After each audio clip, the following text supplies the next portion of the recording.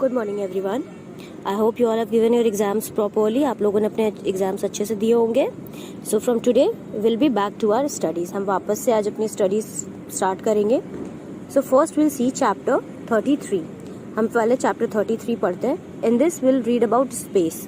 Okay, so first question is home to all heavenly bodies. जो हमारे heavenly bodies हैं, like sky में जो भी चीज़ें हैं, स्टार, मून, अर्थ, बाकी जो प्लैनेट्स हैं, उनका जो घर है उनको हम क्या बोलते हैं? स्पेस। हम बोलते हैं ना कि स्पेस में अर्थ होता है, स्पेस में जो बाकी प्लैनेट्स होते हैं, सन, मून, सारे स्टार्स कहाँ होते हैं? स्पेस में। सो सेकेंड क्वेश्चन, अब देखो, path in which heavenly bodies move around the sun. एक ऐसा पाथ होता है जहाँ पे, ये देखो यहाँ पे आप देख रहे हो, here is your son and उसके चारों तरफ रिंग्स बने हुए हैं जिसपे प्लैनेट्स ऐसे गोल गोल घूमते हैं। तो इन पाथ्स को हम क्या बोलते हैं? Orbit. What do we call it? Orbit. Now natural satellite of the earth. हमारे अर्थ का जो नेचुरल सैटेलाइट है वो कौन सा है? Moon. All planets revolve around it.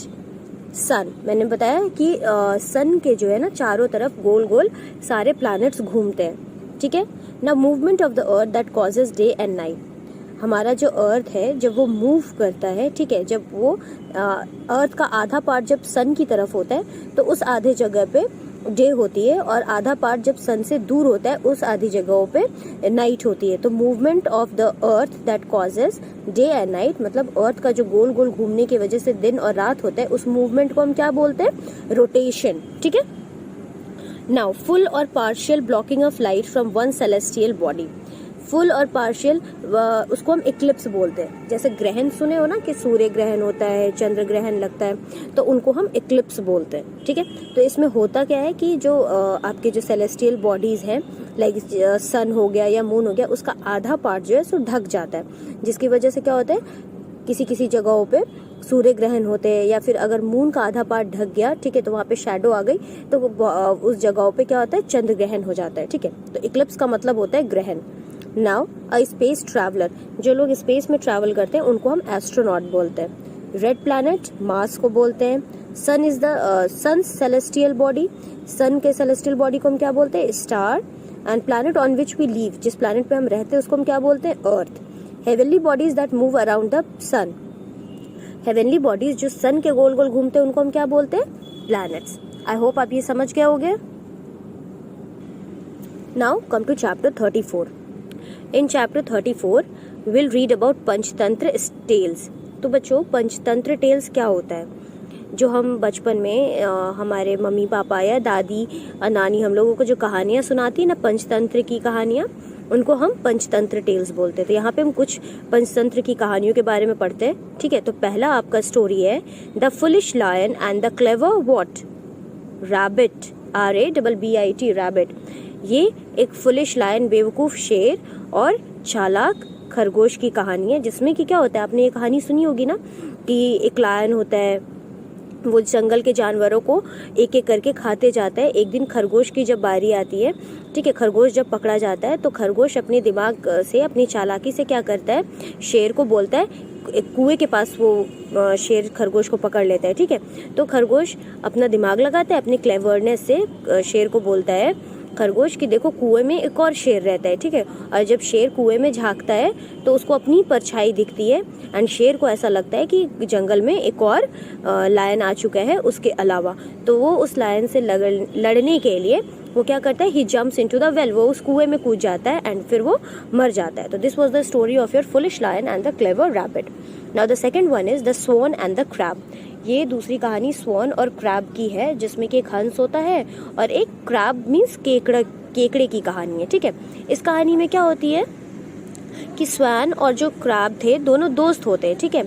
तो स्वॉन जब भी एग ले करता था, वो जब भी अंडे देते थे, तो एक स्नेक आता था और उसके एग्स को वो he used to eat that. So what happened after that, he took a help from his friend crab. वो अपने क्रैब फ्रेंड से, अपने फ्रेंड को, केकड़े को बोलते हैं कि प्लीज़ मेरी हेल्प करो, मैं जब भी एग्स ले करती हूँ तो एक स्नेक आके मेरे अंडों को खा जाता है। देन व्हाट दे डू, वो एक प्लान बनाते हैं और कुछ फिशेज हैं कुछ मछलियों को पकड़ के नेवले के घर के बाहर से रख देते और उन फिशेस को एक एक करके वो बिछाते जाते कहाँ तक, जहाँ तक ये सांप का जो है होल होता है, जहाँ सांप रहता था वहाँ तक, ठीक है। वो सारे फिशेस को रख देते हैं। नेवला जो था, मंगूस क्या करता है, मंगूस हम नेवले को बोलते हैं, नेवला क्या करता है, एक एक मछली खाते जाते हैं और वो धीरे धीरे खाते खाते सारी मछलियों को वो कहाँ पहुँच जाता है, सांप के होल के पास, सांप के बिल के पास पहुँच जाता है। तो सांप को लगता है कि ये मुझे मारने आ रहा है, तो what happens, snake and the mongoose that is नेवला, वो दोनों लड़ाई करने लगते हैं और फाइनली फिर सांप मर जाता है। Your third story is about crow and the serpent. एक कौवे और एक सांप की कहानी है। इसमें भी आपने पढ़ा होगा, कौवा क्या करता है, एक हार लेके आता है और फिर वो क्या करता है, पेड़ पे रख देता है और सारे लोग जब वो हार ढूंढने को जाते हैं देन दे थिंक कि ये हार सांप ने चुराया and then they kill the snake. Similarly बाकी भी स्टोरीज हैं like the jackal and the drum, the geese and the tortoise, the mice and the elephants, monkey and the crocodile, mongoose and the farmer's wife. तो ये सारी जो कहानियां हैं आपकी पंचतंत्र की स्टोरीज हैं। Now next let's move to the next chapter that is 37. This is your practice makes a man perfect. ये कुछ प्रोवर्ब है, कहावतें हैं, लाइक प्रैक्टिस करने से क्या होता है, एक इंसान परफेक्ट हो जाता है। Second is look before you leap. Third है honesty is the best policy. Ma'am बार बार आपको बोलती है ना कि हमेशा ऑनेस्ट रहना चाहिए, ऑनेस्टी सबसे अच्छी पॉलिसी होती है। Fourth, a picture is worth 1,000 words. ठीक है, एक पिक्चर हजारों वर्ड से बेटर होती है। सुना है आपने, देखा है, बहुत लोग अपने एक्सप्रेशंस, अपनी फीलिंग्स पेंटिंग्स के थ्रू एक्सप्रेस करते, वो बोल नहीं पाते लेकिन पेंटिंग्स के थ्रू एक्सप्रेस करते। तो इसीलिए कहा गया है कि a picture is worth 1,000 words. Now fifth is all roads lead to Rome. Six, don't pull all egg in one basket. मतलब सारी चीज़ों को एक तरह से नहीं समझनी चाहिए। अ स्टिच इन टाइम सेव्स 9। कहने का मतलब अगर आप समय पे अपने काम कर लोगे then you saves the time. Beauty is only skin deep. कहने का मतलब है ब्यूटी जो है, सुंदरता सिर्फ आपके स्किन से नहीं, आपकी इनर ब्यूटी से होती है। ठीक है, आपकी रियल ब्यूटी क्या होती है, आपके इनर ब्यूटी होती है। Now the 9th one is where there is a will there is a way. This means जहाँ पे विल है, चाह है, वहीं पे राह है। ठीक है। 10th is as you show so shall you reap. जैसी आप करते हो वैसी, जैसी बीज आप बोते हो वैसी बीज आप काटते हो। मतलब जैसे आप करते हो वैसे ही आपको फल मिलते हैं। ठीक है। 11th is the early birds gets the worm. जो सबसे पहले उठते हैं उनको ही वर्म मिलते हैं। कहने का मतलब जो सबसे पहले किसी चीज के लिए अप्रोच करता है उनको ही वो काम मिलता है। ठीक है। Now the 12th is all good things must come to an end. जितनी भी अच्छी चीजें हैं वो एक न एक दिन एंड होती ही है। Now the number 39, it is about your cartoons and the films. Why do Popeye eats when he is in trouble? Cartoons देखा है, पॉपे की जो कार्टून होती है वो क्या खाता है जब वो ट्रबल में होता है, स्पिनच, पालक खाता है। Scooby Dooby Doo, Shaggy, Fred, Daphne and Velma travel in van. इसको हम क्या, वो वैन को हम क्या बोलते हैं, मिस्ट्री मशीन। ठीक है। What is the name of Shaktimaan alter ego. Shaktimaan जब पावर में रहता है तो उसको हम शक्तिमान बोलते हैं, लेकिन जब वो नॉर्मल इंसान होता है तो उसको हम क्या बोलते थे, Gangadhar Tilak. Sabu was a character from Chacha Chaudhary comic series, come from which planet. Sabu जो था चाचा चौधरी में था ना, तो वो किस प्लैनेट से आया था, जुपिटर। छोटा Bhim is a character from which story. छोटा भीम किस पौराणिक कथाओं से ली गई है, ये कैरेक्टर को किस पौराणिक कथा से ली गई है, महाभारत से। ठीक है।